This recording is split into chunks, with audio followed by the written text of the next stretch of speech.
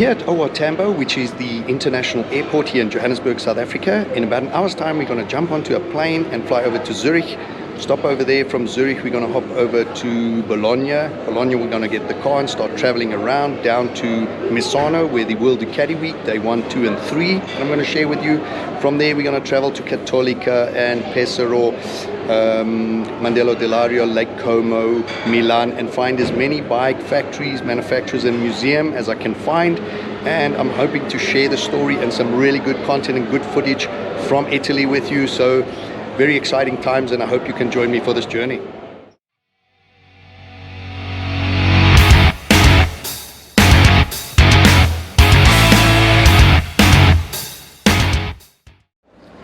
As you can see behind me, you can immediately notice I'm in Italy. I've just landed in Bologna, and already in the airport you can see all the Italian toys, the Italian design, the passion is here. And Bologna is the home of Ducati. So from here we're going to go through to the Ducati Museum and Factory, and let's see if we can get in and give you a tour around that.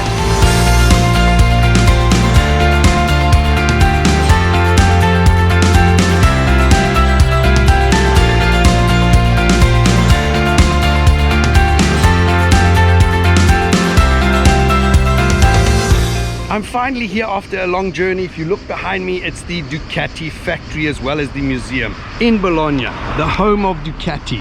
And I cannot wait to get inside to share with you the Ducati story, where it started from after World War II with motorized bicycles all the way to the modern day Panigale V4. Now if you look, these flags, it says Ducati, and then you have the WDW 2022. And those flags are advertising the World Ducati Week in Misano, starting tomorrow, Friday, Saturday and Sunday, 3 days. And I will be sharing every single day with you and the highlights. But first, let's get inside and have a look at these beautiful bikes from the past up to modern day. Ducati was founded in 1926, so it's nearly 100 years old. And that building on the right hand side with a timeline on it, here you see the back of it, is part of the original building that is still left after World War II. The Allied forces thought Ducati building was producing bombs and ammunitions, and therefore it became a great target. So the main part of the factory has been rebuilt, and that's where production happens. Today the old part is just an old ruin and a relic to remember by. Now the main factory employs about 1,300 employees, and Ducati puts out between 55 and 60,000 motorcycles per annum. And the Corsa department employs about 120 people. Here we in the reception of the museum, and the real Ducati, when it started in 1926, was manufacturing transistors and radio and electronic equipment, even cameras. However, with the advent of World War II, after the war, there was no transport, and that's when Ducatis decided to build motors for bicycles for transport, and that's where the true story of Ducati as we know it starts today. Here you can see some of the old Ducati products that was produced pre-war.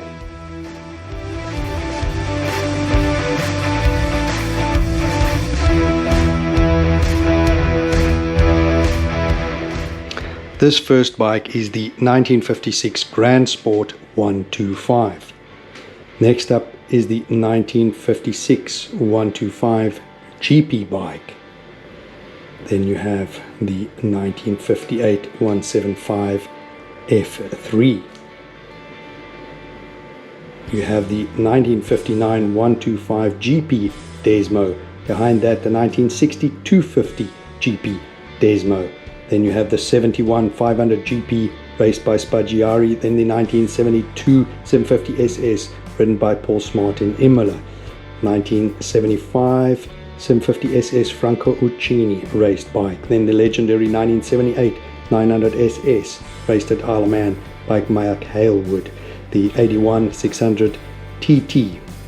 And 1986 751 F1 raced by Marco Lucinelli. 1990 851 F90 Raymond Roche. 1991 888 F91 Doug Polen. Next up 1992 888 F92 Giancarlo Falappa. Behind that, the iconic 1993 Super Mono Unicorn bike, 1994 916 F94 raced by Carl Fogarty, 1996 916 F96 raced by Troy Corser, also World Championship winning bike. The 2001 996 F01 tribute bike to the Paul Smart raced by Troy Bayliss, won the championship in 2001. The 2003 999 F03 raced and won the championship, Neil Hodgson. Next up is the 2003 Desmosedici GP04 raced by Loris Capirossi, the entry into MotoGP by Ducati. The 07 Desmosedici GP07 raced Casey Stoner, won the championship MotoGP. 2008 1098 Troy Bayliss World Superbike winning bike, the F08. Behind that is the 2010 late great Nicky Hayden bike of 2010 MotoGP 69. And then the last bike, 2016 GP16 Andrea Dovizioso MotoGP bike. And in this corner you see many MotoGP and winning trophies through the decades. Really stunning. The passion is really tangible in this room.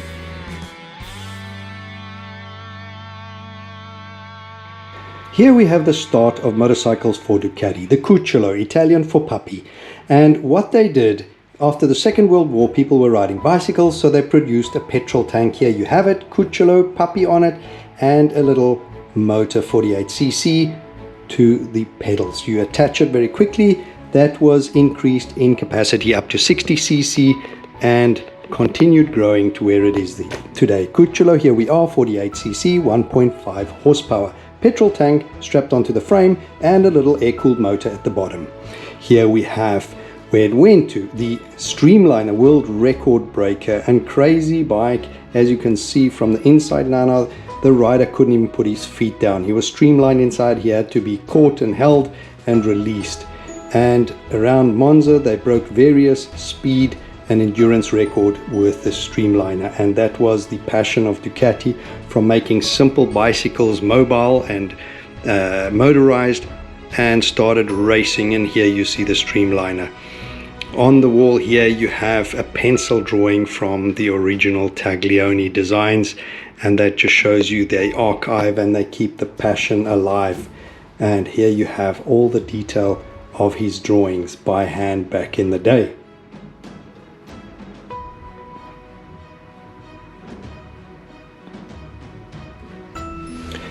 In 1994, the first racer came out, and on the 15th of February 1947, they got their first victory. And in 1950, on Monza, two Italian racers broke several records in the 50cc class for speed. And as you can see, very simple bicycle converted with drum brakes, air-cooled drum brakes. It has a front suspension like a Springer front end. It is actually still called a Cucciolo, not a Ducati as yet. You see the Springer front end. And there's your little air-cooled motor attached to the bottom, dual coil at the back, covered, and very rudimentary with a speedo or a rev counter up on top. That's it. This is a very iconic bike. It's the 1962 50 GP racer, Desmo racer by Mike Halewood. It's the first Fabio Taglioni designed bikes developed for him. And here you can see the horses either side of his number 24, which came from the Ferrari, but they had to drop that because they became known as the Ferrari bikes. And Mike won several races on the bike and became British champion, earning himself the name Mike the Bike. Here is another iconic bike, 1978. Mike Halewood, after 9-year layoff after going to Formula 1, came back and he wanted to race the Isle of Man one more time, and initially under a pseudonym. Here, interestingly, the fiberglass stripe where you can see the fuel level. He came back with pressure of Castrol sponsorship and he had to race under his name. And in 1979, after a 9-year layoff, came back on this 900 SS and won the Isle of Man. Very iconic win, one of the two most famous wins for Ducati. Next up is the other most famous win, 1972 Imola 200. Paul Smart. Here you have the bike number 16, Paul Smart. You can see that glitter silver, the fiberglass stripe in it to see the fuel level. And on the 23rd of April 1972, Paul Smart won that race with the first Desmodronic valve twin motor. Here is the trophy, Trofeo Shell, 23 April 1972. Here you have a 1991 888 F91 Doug Polen, the facelift 851, increased capacity to 888cc, dominating the 1991 championship, winning 23 out of 26 races. Doug Polen won 17 and became rider champion, and Ducati the constructor champion.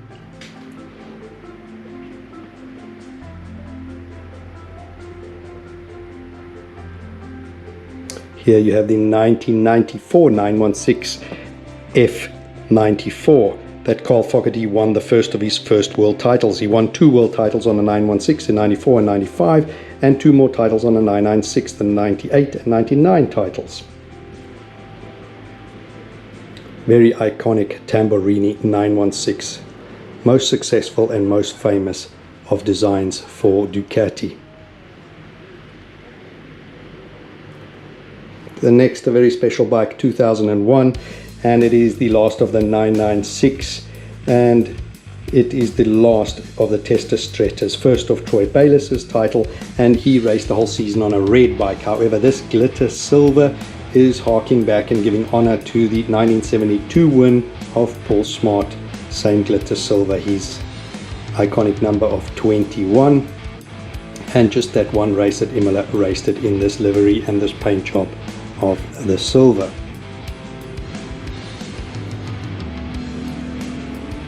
Here you can see the camera in the top of the number 1. Troy always raced number 21. Here's the 2003 999 F03, a tough task to replace the outgoing 916 and 996 that enjoyed a decade of triumph. Success was immediate. The first race, the 999 occupied the full podium, first, second and third. So there was 2003, Neil Hodgson won, 2004, James Toseland, 2006, Troy Bayliss, making the 999 the most successful after the 916 of Ducatis. Here, he's number 100, crossed out the 00, giving him the number 1 plate.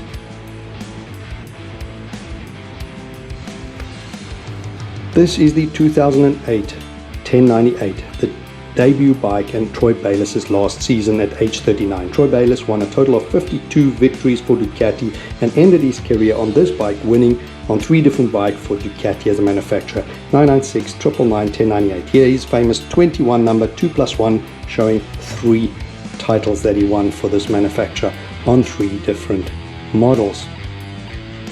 This bike is actually signed on the petrol tank by Troy Bayliss, also indicating the years of his championship. Troy Bayliss, 2001, 2006 was his 999 win, and 2008 on this bike, 1098. This is the 2007 MotoGP World Championship winning bike. In 2007, Ducati developed a Desmo Sedeci GP7 with a reduction of capacity from 1000cc to 800cc in the rules, led to Ducati redesigning this Desmo de Sedeci, the new bike, and a new young rider in Casey Stoner. They won 10 Grand Prix in that season and 11th one for Capirossi at the end of the season. Ducati won the Riders and Constructors Championship after just 4 years in the premier class of MotoGP. Here's the evolution of the MotoGP wings, 2016 Andrea Dovizioso's bike. Have a look at the complex wings, aerodynamics on this front fairing. On the left is the late great Nicky Hayden's bike, and you can hardly see any wings on that fairing. Look at the evolution from 2010 to 2016. Here we have the Armor of Champions, as they call it, the Giuliano Miaggio on the far left, and if you look at his helmet, it is like a pudding helmet, and if you look carefully with the cracks, it actually looks like the original wood one. They were later in aluminium with cork lining. Next to it is Franco Uccini's leathers and helmet. Next to him, the legendary Carl Fogarty, 4 times World Superbike champion for Ducati. Next to him, Troy Bayliss, 3 times World Superbike champion for Ducati. And on the far right are the leathers and helmet of Casey Stoner, 2 times MotoGP champion, and 2007 in these leathers for Ducati champion. Have a look at the evolution of the helmets. That's it today and going all the way back. Ask yourself, would you ride race motorbikes with these kind of helmets and leathers? Here we have a 900 Superlight, the baby of the 888 or 851 of the 80s, the twin motor. Here we have the 851 monoposto in a tricolore color, and the legendary Tamburini design, the Ducati 916 Strada in a monoposto, as it was launched in 1994. And in the corner you have the original 1993 Monster, the first Monster M900. Here we have a unicorn bike, the 1993 Super Mono, a single cylinder out of the twin. They kept the crank and removed the piston, made it a 500 single, and it's a Pieter Blanche design. Exclusive for the track, only 67 examples were built, and in 1993 Mario Luciari won the European Super Mono title for Ducati on this bike. Here's the Ducati Scrambler room and the lifestyle dedicated to the Scrambler. And over here people are just posting all messages from all over the world that have come to World Ducati Week, and you see the different paint jobs through the eras, the accessories you get, paint job on tags. It's a whole lifestyle.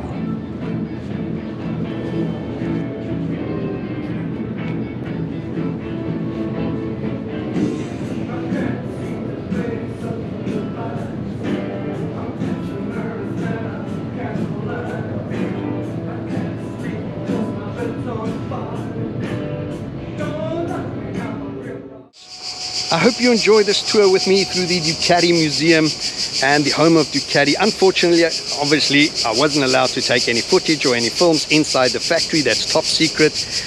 Neither were we allowed into the Corsa department. In the Corsa department, they have about 120 employees. In the factory, 1,300. But super privilege, unbelievable. We saw the production line for the V4s, the twins, and the 4 production lines building scramblers and hypermotards. We went down the production line of the V4 Panigale, so proper experience. The tour guide's English was superb, his knowledge was unbelievable, fantastic. And after that we went into the museum, had a walk around there at your own leisure. You can do as you please, but superb opportunity, guys. If you're ever in Italy and you have the opportunity, spoil yourselves, go do this treat.